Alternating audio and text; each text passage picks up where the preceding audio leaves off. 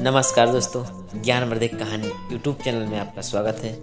मैं आपके लिए बहुत ही ज्ञानवर्धक कहानी लेकर आया हूँ। तो सभी प्रिय दर्शकों से अनुरोध करते हैं कि यह वीडियो काफ़ी ज्ञानवर्धक होने वाला है, तो वीडियो में एंड तक जरूर बने रहें। ये आपको वीडियो काफ़ी कुछ सिखा कर जाएगा, बहुत ही ज्ञानवर्धक वीडियो। तो आइए देर ना करते हुए वीडियो को शुरू करते हैं।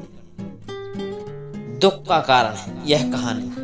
एक शहर में एक आलासीन, आलीशान और शानदार घर था। वह शहर का सबसे खूबसूरत घर माना जाता था। लोग उसे देखते और तारीफ किया करते थे। एक बार घर का मालिक किसी काम के लिए कुछ दिनों के लिए बाहर चला गया। कुछ दिनों के बाद जब वो वापस आया तो उसने देखा उसके मकान में से धुआं उड़ रहा है।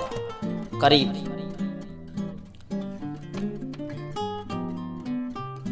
जाने पर उसे घर से आग की लपटें जलती दिखाई दे रही थीं। उसका खूबसूरत घर जल रहा था। वहां तमाशा देखने वालों की भीड़ लगी हुई थी। उस घर के जलने का तमाशा देख रहे थे लोग। अपने खूबसूरत घर को अपनी ही आंखों के सामने जलता हुआ देखकर वह व्यक्ति चिंता में पड़ गया। उसे समझ नहीं आ रहा था कि अब क्या करें। प्रिय दर्शक, कैसे अपने घर को जलाने से बचाएं। वह लोगों की मदद मांगने लगा, लोगों से गुहार करने लगा कि वे किसी तरह हमारे घर को जलने से बचाएं। लोगों से मदद मांगने लगा कि हमारे घर को जलने से बचाएं। तो आइए दर्शक, उसी समय उसका बड़ा बेटा वहां आया और बोला, पिताजी घबराइए मत, सब ठीक हो जाएगा। उसका बड़ा पुत्र बोला, पिताजी घबराइए मत, सब ठीक हो जाएगा।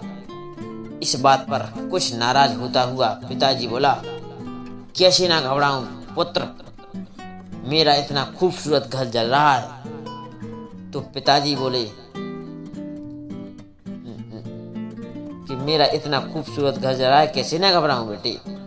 तो बेटा बोला, पिताजी, बेटे ने उत्तर दिया, पिताजी माफ कीजिए, एक बात मैं आपको अब तक बता नहीं पाया था कि कुछ दिनों पहले मैंने इस घर के लिए एक बहुत बढ़िया खरीदार मिला था। उसने मेरे सामने मकान की कीमत 3 गुनी रकम का प्रस्ताव रखा। सौदा इतना अच्छा था कि मैं इनकार नहीं कर पाया और मैंने आपको बिना बताए सौदा तय कर दिया। प्रिय दर्शक, ये सुनकर पिताजी की जान में जान आ गई।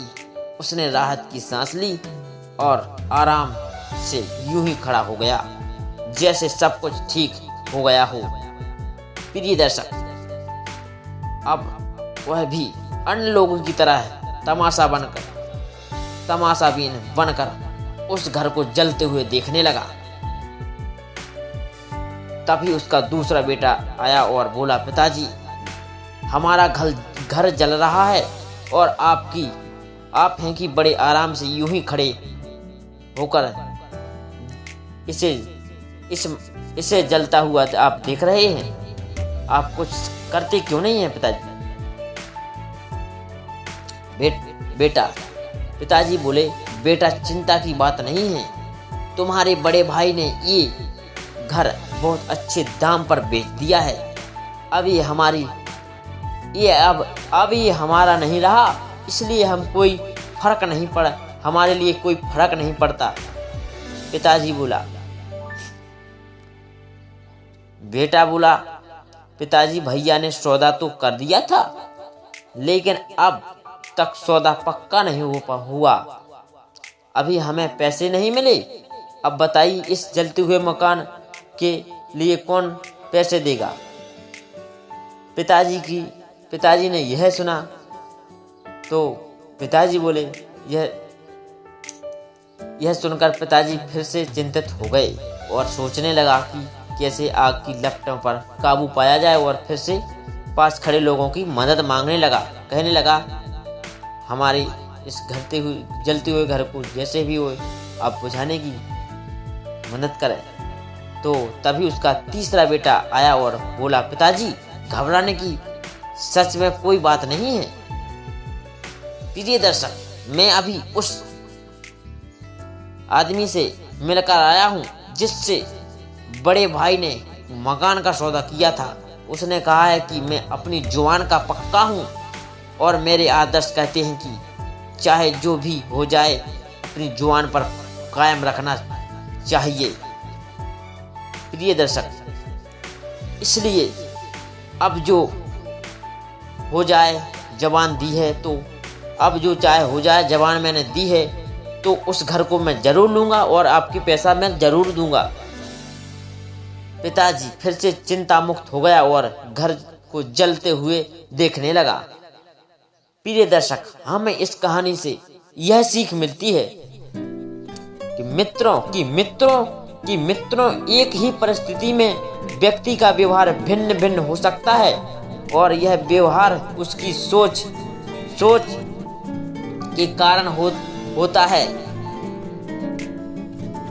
और यह उसकी सोच के कारण होता है। उदाहरण के लिए, जलते हुए घर के मालिक को ही जल लीजिए। घर तो वही था जो जल रहा था, लेकिन उसके मालिक की सोच में कई बार परिवर्तन आया और उस सोच के साथ ही उसका व्यवहार बदल गया। प्रिय दर्शक, असल में जब हम किसी चीज़ से जुड़ जाते हैं तो उसके छिन जाने पर या दूर जाने पर हमें दुख होता है, लेकिन यदि हम किसी चीज़ को दुख से अलग कर देखते हैं तो एक अलग सी आज़ादी महसूस करते हैं और दुख में हमें छूता तक नहीं है। इसलिए दुखी होना और ना होना अपूर्ण हमारी सोच और मानसिकता पर निर्भर करता है। सोच पर नियंत्रण रखकर या उसे सही दिशा में देकर हम बहुत से दुखों और परेशानियों से न सिर्फ बच सकते हैं बल्कि जीवन में कई ऊंचाइयां प्राप्त कर सकते हैं। तो यह हमारी कहानी कैसी लगी कमेंट में ज़रूर बताइएगा और चैनल पर नए आए हो तो चैनल को सब्सक्राइब जरूर करिएगा। जय श्री सीताराम, जय श्री राधेश्याम।